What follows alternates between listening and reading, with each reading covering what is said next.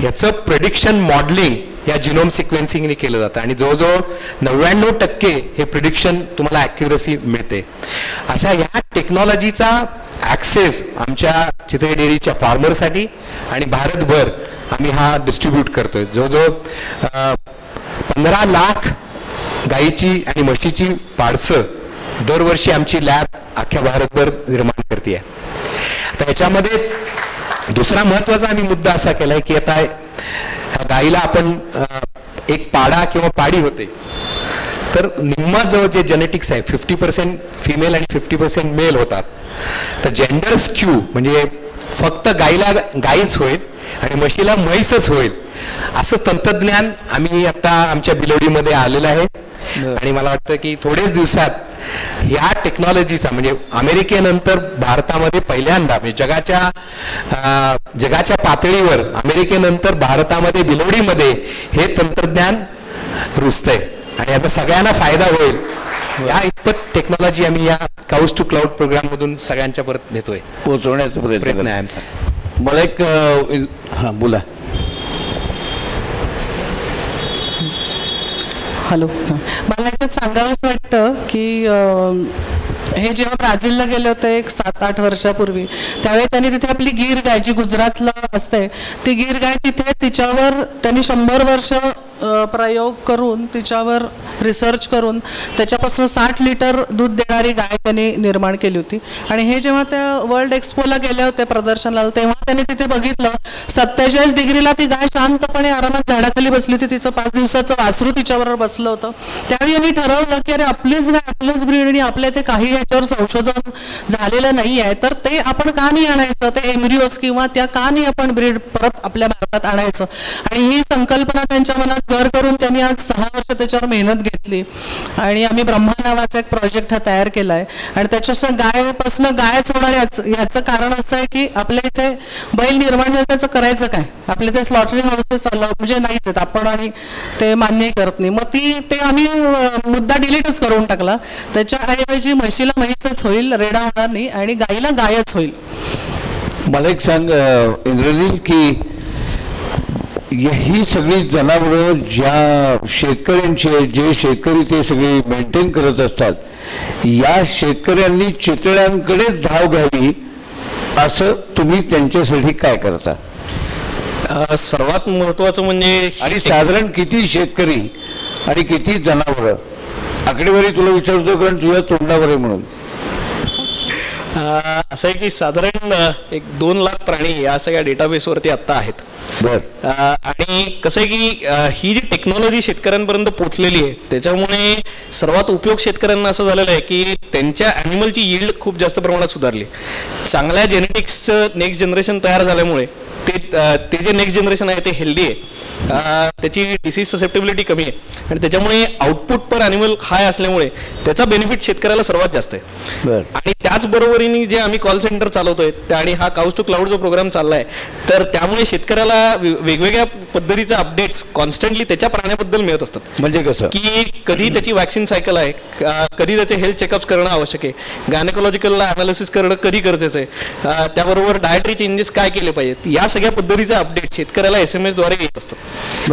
हे सगळं शेतकऱ्याकडे इन्फॉर्मेशन पोचते त्याच्यामुळे ते इम्प्लिमेंट केल्यावर शेतकऱ्याला त्याच्या ॲनिमलकडनं आउटपुट चांगलं मिळतंय, मग त्याचा रेव्हेन्यू पण सुधारतोय आणि म्हणून तो प्राणी ठेवणं हे शेतकऱ्याला प्रॉफिटेबल होतंय. त्यामुळे हे सगळे एनेबल केलेली टेक्नॉलॉजीचा फायदा त्याला होतोय म्हणून शेतकरी आज आमच्याबरोबर काम करतो. बरं, या सगळ्या त्या प्राण्यांची म्हणजे गाई म्हशी यांची काळजी घेण्याकरता वेटरनरी डॉक्टर्सची पण तुमची टीम आहे का? हो आहे, एक वेटरनरी डॉक्टर्सची टीम आहे. त्याच्याबरोबर एक पूर्ण चेकअप करता एक सेपरेट युनिट आहे की जिथे लोक येऊन त्यांच्या प्राण्यांचं चेकअप करून घेऊ शकतात. तर त्यामुळे हे सगळं केल्यामुळे ॲनिमल हेल्थ खूप चांगल्या प्रमाणात जपली जाते. बरं, तुम्हाला आणि एक मोबाईल व्हॅन पण त्याच्याकरता उपलब्ध आहे की जी आमच्या कलेक्शन एरियामध्ये वेगवेगळ्या ठिकाणी फिरते आणि त्याच्यात चेकअप ऑन लोकेशन पण करू शकते. मला तुम्हाला एक तीनही माईक कायम ऑन ठेवा, यांचा पुन्हा बंद पडतोय असं वाटतंय. हॅलो हॅलो, याच्यामध्ये या सर्व शेतकऱ्यांसाठी आम्ही एक वेटरनरी क्लिनिक सुरू केले आणि त्याच्यामध्ये ब्लड प्रोफाइलिंग, म्हणजे आपण जसं आजारी पडलो की तुम्हाला ब्लड प्रोफाईल सगळं डॉक्टर करायला सांगतो की त्या रक्ताची तपासणी करा, तसं भारतामधलं पहिलं रक्त तपासणी केंद्र जनावरांसाठी आम्ही चितळे डेअरीने एस्टॅब्लिश केले. तर रोज साधारण प्रत्येक ज्याला कुणाला प्रॉब्लेम आहे, त्याच्या प्रोडक्शन कमी आहे, तर ॲनिमलचे 3 अंग असतात की 3 भागात आपण ॲनिमल मॅनेजमेंट केली जातं. एक आहे ती फीडिंग, दुसरी आहे ब्रीडिंग आणि तिसरी आहे मिल्किंग. तर ह्या तिन्ही बाजूला फीडिंग, ब्रीडिंग आणि मिल्किंग या तिन्ही बाजूचं त्यांना सुधारणा ह्या सगळ्या काउच टू क्लाउडमध्ये दिली जाते. ह्या काउच टू क्लाउडमध्ये प्रत्येक भागामध्ये काय काय मिनरल डेफिशियन्सीज आहेत, कारण जो आपण फ्लोरा पुन्हा खातो, आपण आज इथं बटाटे वडे खातो, उद्या तिकडे इडली खातो, तसं जनावर काही तसं करत नाही. तर ते तिथलंच अन्न खातं, तिथलंच गवत खातं. तर त्या गवतामध्ये जर काही डेफिशियन्सीज असतील तर त्या तुम्हाला कळायला हव्या.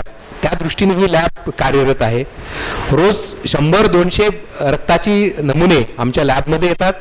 त्याच्याप्रमाणे त्याला ॲडवाईज केलं जातं की कुणाला कॅल्शियम कमी आहे, कुणाला फॉस्फरस कमी आहे, कुणाला काही रोग आहेत का.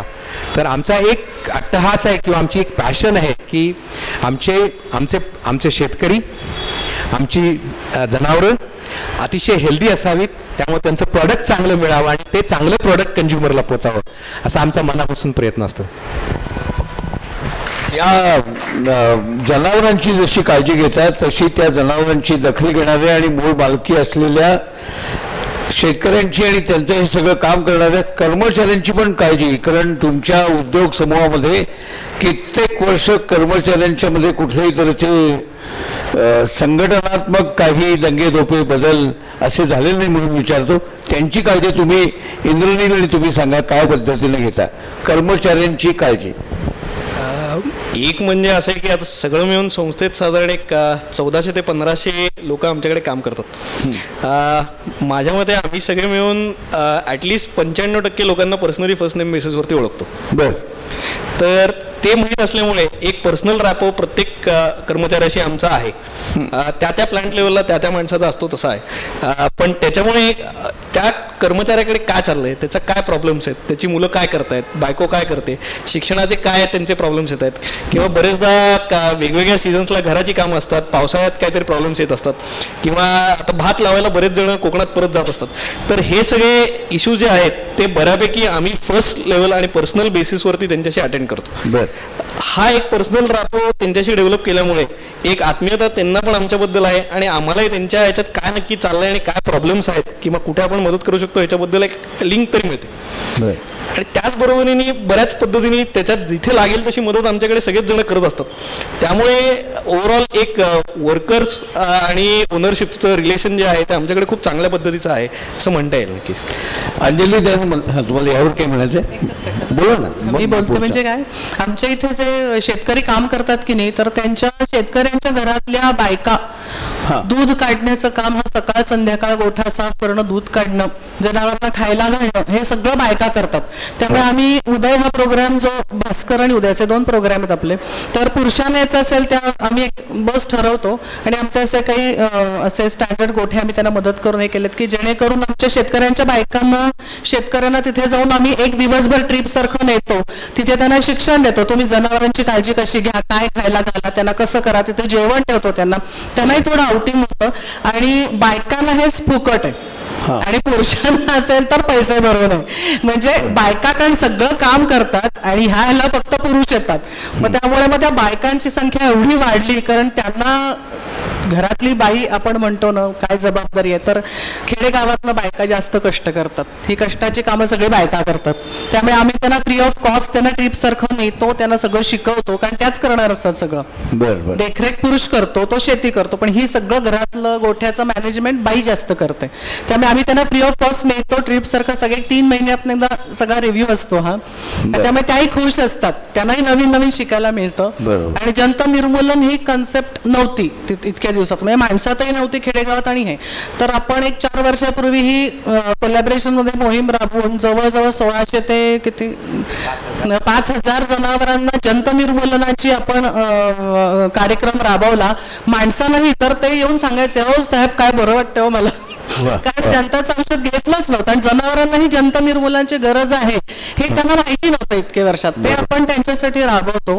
ही सगळ्या अशा छोट्या छोट्या गोष्टी खूप आपण करत असतो. आपल्या डेअरीत आपले मोठे 2 हॉल आहेत, तिथे आपण वेटरनरी डॉक्टर्स आपल्या हाताखाली आहेत, तर त्यांचे आपण लेक्चर्स ठेवतो.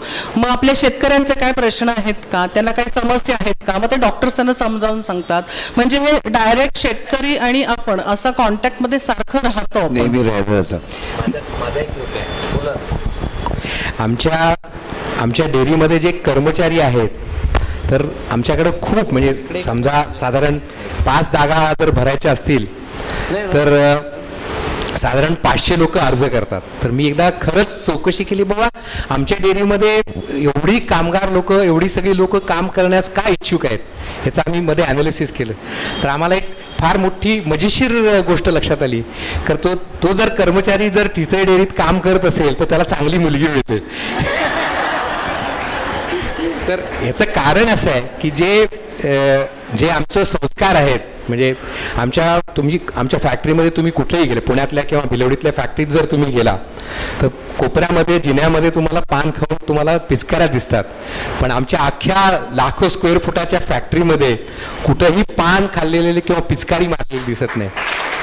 तर याचं कारण काय आहे तर आमचे संस्कार आणि मला सांगायला खूप सुधीरजी आनंद वाटतो की आमच्या 4थ्या पिढीपर्यंत सुद्धा आमच्याकडं कुठलंही व्यसन नाही आमच्या. तर ही ईश्वराची देणगी आहे असं आम्ही मानतो.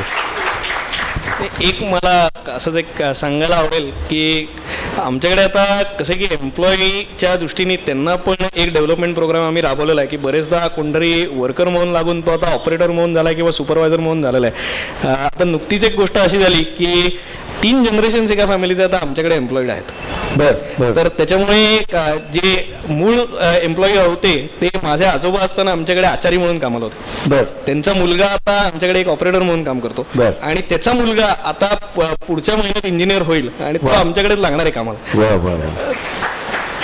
मला एक सांग की सगळ्या अत्याधुनिक सोयी सुविधा तुम्ही आणताय, शेतकऱ्यांच्या प्रॉडक्टला जाहिरात करावी लागत नाही असं जरी म्हणत असले तरी वाढता विस्तार लक्षात घेता जाहिरातीकडे तुम्ही वळू लागलायत ना, आणि जाहिरातीचा उपयोग कशा पद्धतीनं करता?